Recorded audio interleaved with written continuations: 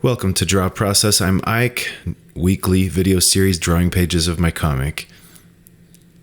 I've measured, that part is not shown here, but I measured out the edge of the safe area for these panels, and I don't know what I'm going to do yet. This is my roughs. These are my thumbnails. I'm working out things as I make sense of them. This woman with the sword, Farah, she dashes forward. I wanted to go with a dynamic angle like this. Make sure to show her face well. Hence this angle. I could have gone with a different angle. And then we needed to see that Sun hesitates. He's not advancing, so I have a narrow panel of just him standing there still while she's dashed into action.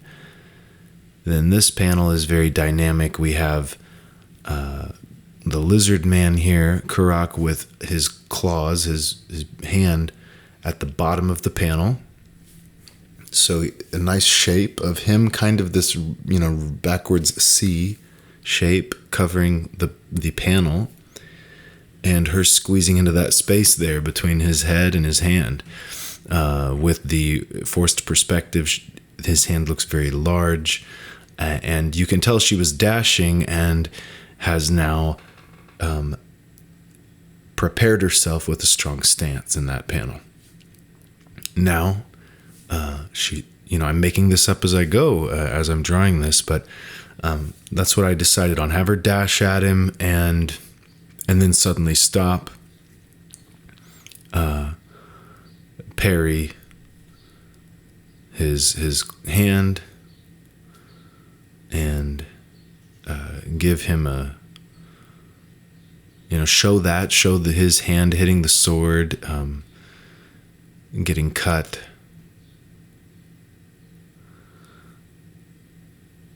And I'm treating this as one tier, one unit throughout the middle of the page. Her on the left with the hand up. It felt like that was a motif that was the main point of this whole grouping here. Her engaged is the main point. So that's on the left third-ish, roughly a third. And then on the right 2/3, we're just seeing more of that. So they're grouped here. Everything to the right of this tall panel she's in is grouped with her on the left panel, and that makes sense. Like I wouldn't want to change subjects within this grouping. You want to make sense. You wouldn't change in the middle of a paragraph. You go to a new paragraph.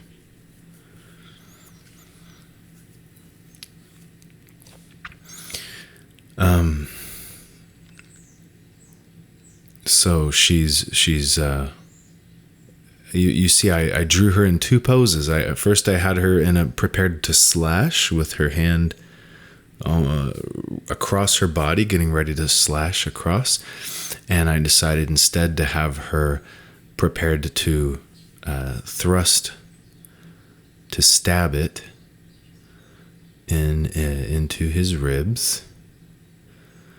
That's what I'm working out here. So, and there is a believable sequence in my mind from each image. His left paw is up. His left paw is getting, blocked, cut.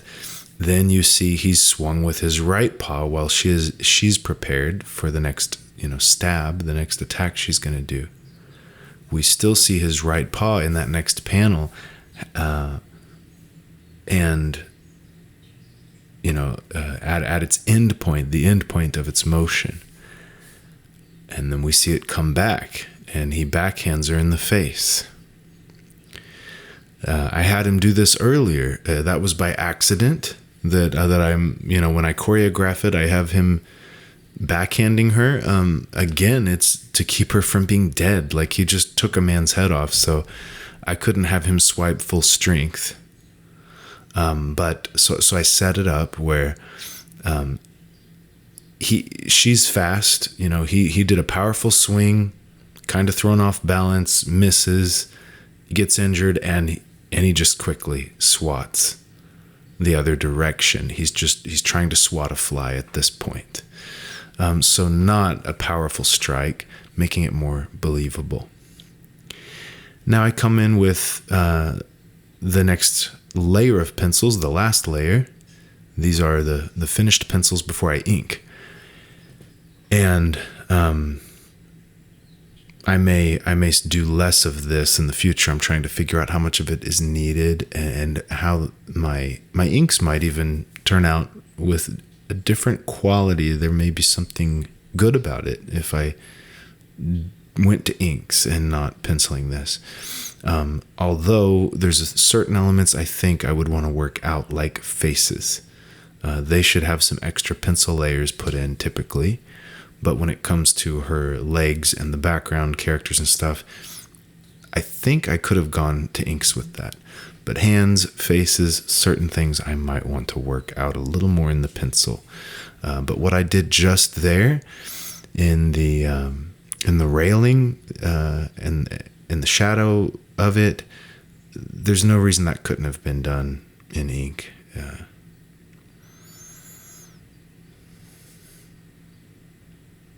These are the men that have fallen on the ground from the last page.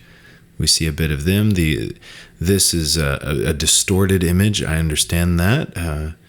The perspective is kind of strange, extreme, warped even, but it works. She's sprung into action very dynamically. It's okay for that to be a warped, scene, a warped moment. And then a very still moment for Sun, this boy. So I've got him pretty dead on, not a lot of perspective, just a dead on. You see his frozen stare. And as I drew it, obviously I went with the most important elements that need to be placed. And you can see there I threw in some lines to help me draw the background, to put a little background in. But I've got to position the important elements first, and the rest is just filled in many times. Sometimes I need to work out the perspective first and work out the scene and then put in the figures. But when it comes to the composition, start with the big elements, maybe. Make sure they're in the right position and work from there.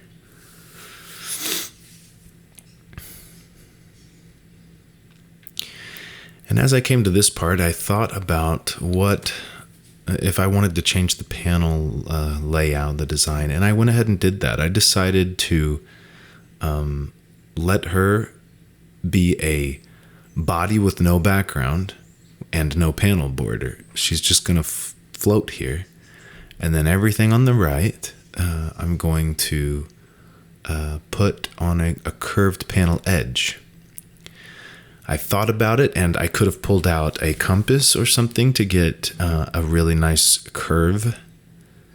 But I decided to freehand it, knowing that it would come out messy, and just do it digitally later. Just correct it digitally to make the lines straight. Not important right now. To me, it's not. I'm not worried about that line having a little different texture because I put it in digitally.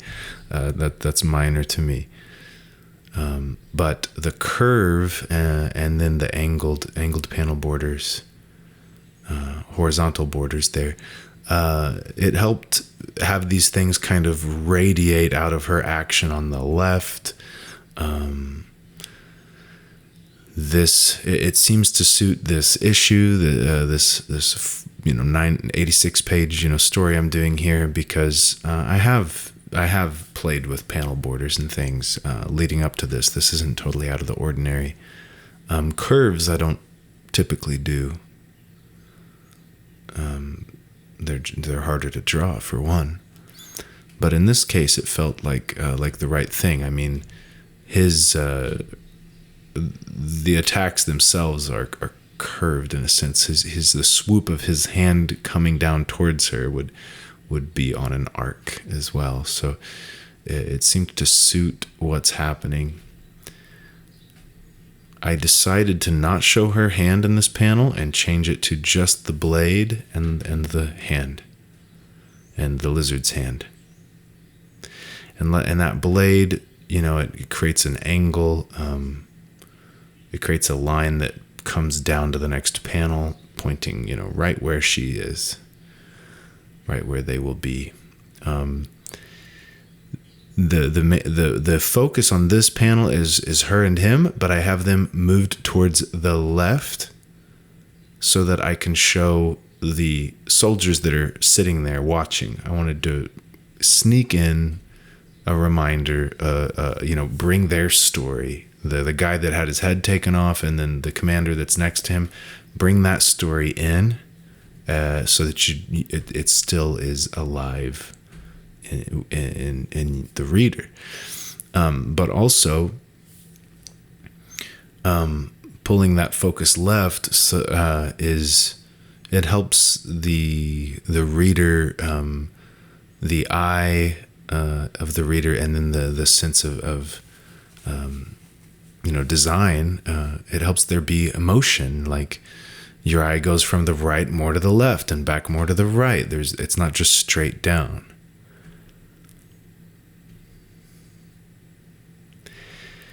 And so we go from this slightly to the left point in that panel, and we move to the word balloon in this last one in this grouping. And the word balloon is to the right of the center. If you think of her and him in that middle panel there, they're to the left, they're the grouping. From there, we're going to the word balloon because it's very high up on the panel. And the eyes typically want to go to a word balloon too. So that's slightly to the right of center mass on that middle panel. So there's horizontal movement. The most important thing in that panel is the blade entering the lizard man's side. I mean, the injury. The blade is a bright color. The blood is going to pop on the color-wise. It's a little more on the right third, but of the panel, but it is it's obviously like the important element. And here the back of his wrist hitting her in the face, obviously most important thing. It's very center. And then there's a grouping of elements around that important thing. Her body coming one direction, his hand, his arm the other. I leave the rest as negative space, empty space around these elements.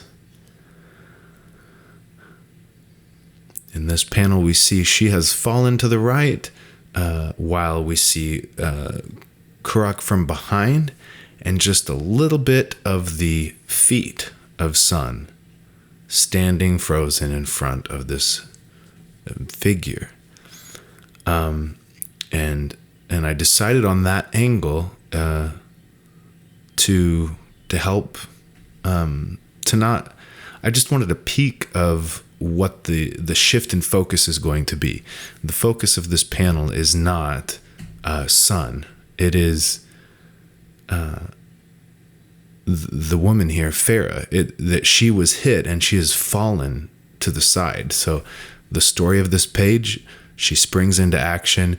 We see her action. She's cast to the side. And so, the important thing being her having fallen to the side and Kurok with his hand stretched that direction, having knocked her to the side. Like, that's the important elements of the last page. If I had framed it purely for beauty's sake, for clarity's sake, if I wasn't thinking about storytelling, then I could have constructed it with lowering the horizon line and shown Sun in that center space that under Kurok's arm to the right of his body. I could have just filled that space with him, but then I'm saying everything and nothing. There's no focus to what the story, to what I'm saying. So I only needed a hint of him, kind of like here, a hint of the men that had fallen down back there. They're not given equal importance. They're not given too much importance. In the panel coming up, that would be panel 7. I've got the soldiers are seen again. The one who had his head taken off and the commander kind of frozen there. I just want a hint of them. They're periphery information. They're petals on the flower. They're not the center. So choose the center, based on the story of that page, the important story that you're trying to tell. I do think of that a lot. I think of the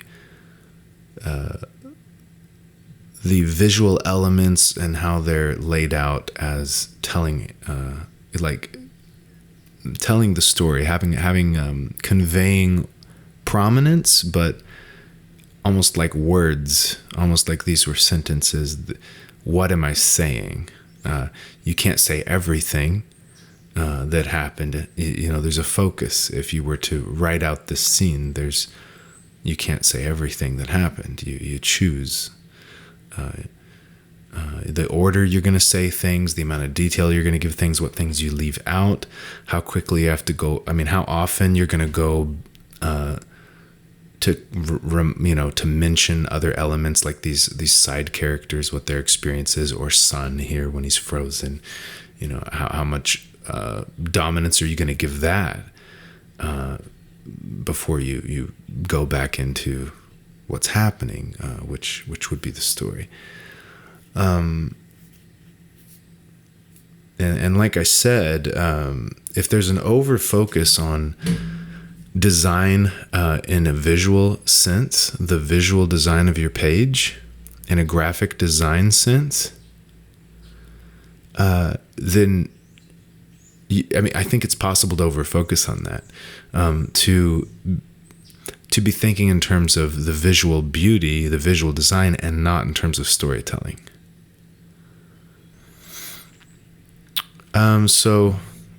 That's something I'm continuing to think through and put words to. Just how I can tell I'm doing something different than some people do, and it reflects a value that I hold, this taste that I have that others have differently. They see differently.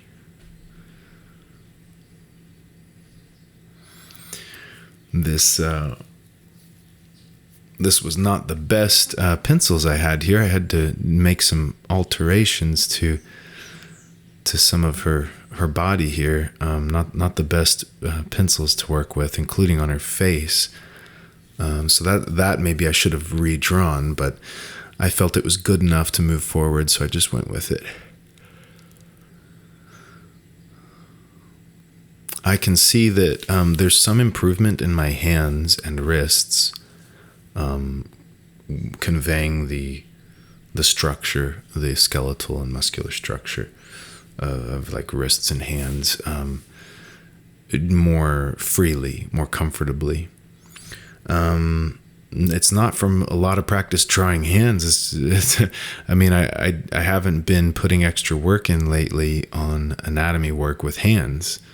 I just keep drawing comics and they keep having hands in them. It's not through drawing hands from reference. It's just from drawing hands. That I just had to, get a better understanding of it.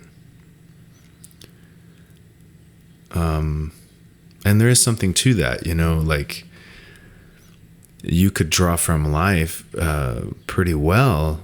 It's a particular skill set, but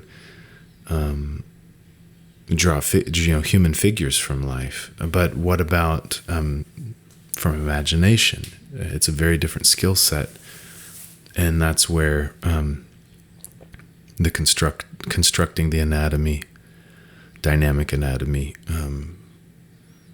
becomes helpful in the process of gaining a greater understanding of these parts of the body as animated objects, not still images, not still objects, but like characters.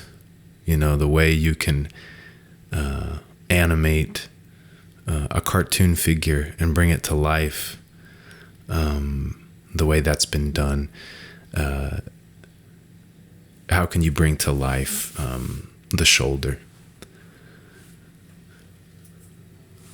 Conveying it.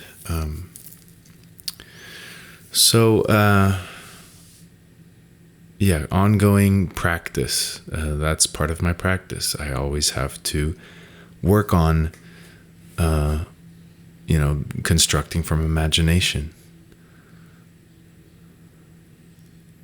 And that'll have me, reviewing how these things are structured, and then noticing what I'm getting wrong. If all I did was even drawing anatomy from the textbooks, if I'm just going from a learning approach, a studying approach, it's not the same thing as trying to do it and then realizing what you don't know, what you're getting wrong. You might have to draw from imagination and then see what you got wrong, realize slowly what you're getting wrong, and then you really are learning it. That's something I've done before. I remember drawing in my sketchbook a human figure that I'd seen in a textbook with under the skin, just all the muscle and bone structure, and of a full figure, and I decided I'm going to draw this from memory. Can I construct in with the correct parts and the correct proportions, things connecting the right way, this, and then compare it to drawing it from reference. I may have actually done the left half of the body from imagination and the right half looking at the reference. Things like that. Yeah. Like to make sure you really learn it, that you really know it, because you can do it from imagination, and you can bring it to life and animate it and reposition and move it around and have it doing things, and it still works. It still makes sense to the reader, to the viewer. And that's a different level of learning. It really has to be like built in, like implicit, like really known, wired in, like riding a bike. And you do that. You learn that by riding the bike. So it's part of my practice, and I have to keep doing that. I questioned my hatching lines, the approach I did for this page. I wondered if it was quite what I had done on prior pages. It's been over a week since I drew a page, inked a page, I mean. And so with that extra break, and maybe some changes in my ink thickness, just from it drying out, I guess, a bit, had me wondering about the way I was hatching this in. Is it matching prior pages? That's always interesting, because I want to go with what feels natural, what I feel like doing. So I got to just wing it. I go for it. And then I can't just mimic prior pages. I have to embody it. I have to ride the bicycle. I have to go for it. But then I try to pay attention, at times check in. Okay, like, how am I riding the bike? Is this how I ride it normally? Is this going to work? Or is there something new I'm doing, different I'm doing? And is that useful? It is a constant process of development. And that's what makes it worth doing. That's what makes it addictive, and worth, in a good way, and worth doing. It is a path to enlightenment, if you want to call it that. So here is the finished page with color, lettering, what little there is here. And that's it. Just 9 pages left to this story, and I will have wrapped up this, 86 pages with the prior book being, 70 something. And then, getting to finally have it in print, take it to shows, conventions, and get to start the next iteration. What's book 3? And I've talked about it some here. How am I going to try something new with my process, with my inking, with my colors? How can I even maybe make changes to how I do these videos? That's fun. That's a moment that feels like I'm about to get to grow in a new way, start a new semester of school or whatever. But that's it for this week. Be the practice of your art. Encourage others to do the same, as I hope to do. See you next week.